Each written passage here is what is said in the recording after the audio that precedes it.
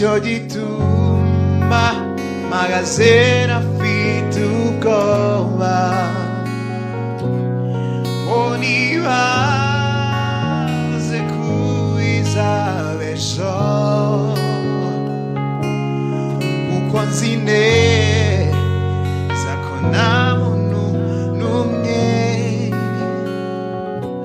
wabasha kugamburuza umugamba afite.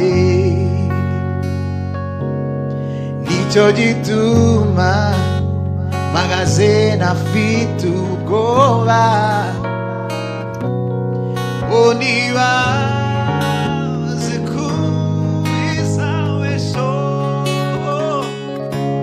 Victory belongs to Jesus. Victory belongs